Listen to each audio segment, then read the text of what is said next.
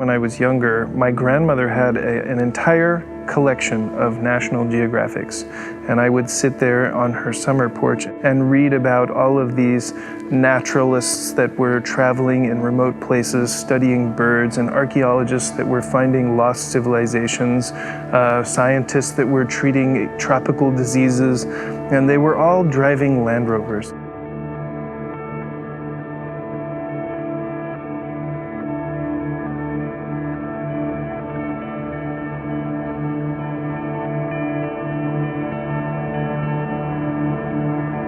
I was actually in New York City in Times Square when I saw my first Land Rover, and there was all these like giant skyscrapers and really brilliant advertisements and everything, and there was this like beat up old Land Rover.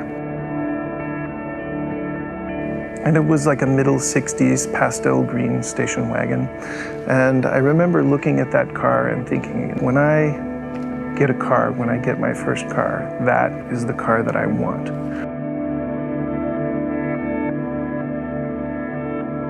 A few years later, I was able to buy a 1967 Series 2A, and unfortunately, I had only had it for 2 weeks. And I swerved to miss somebody that was in my lane, and I drove it off the road, and I rolled it over upside down in about 6 feet of water. I survived, and unfortunately, the Land Rover did not.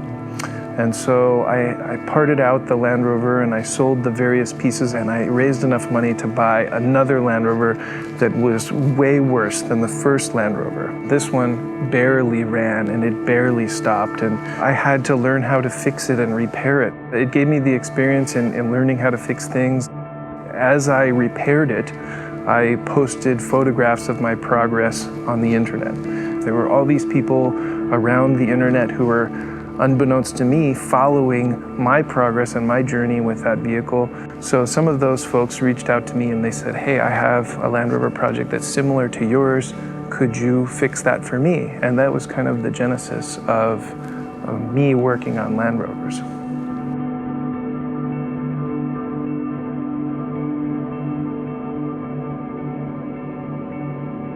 You can take a car that's been sitting for 40 years and you can take a very small amount of spare parts and you can fix it and drive it in relatively short order. You know, you can find these cars that have been neglected for a long period of time and still use them, still drive them. And you can still find cars that people have maintained and have been using unrestored for 60 years, which is incredible. And there's a certain efficiency to durability. I try to restore these Land Rovers as best I can. At the end of the day, I want to produce a vehicle that I'm proud of. I want to look at that car and say, this is something that I built and it can last for another 60 years with care and maintenance. And I think that's worthwhile, you know, making something that you're proud of and making something that has an efficiency because its life cycle is so long. So I like Land Rovers for that reason. They're made well, but they're also made to be serviced and repaired. They're not something that was ever meant to be thrown away. It was made in a modular way so that each individual part could be replaced. And over time, you might replace the entire vehicle, but you would never have to replace the entire vehicle at once. You could always replace that part that had worn out or that part that had gotten damaged. These cars were built by hand, by real people, and they assembled them. They didn't have a lot of fixtures, but they had a lot of skill. I like a product that lasts indefinitely.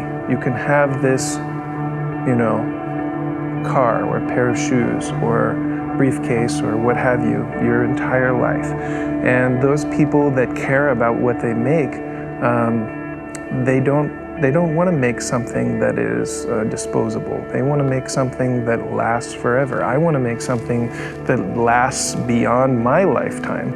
I want to leave a legacy, you know, for the next generation of enthusiasts to enjoy.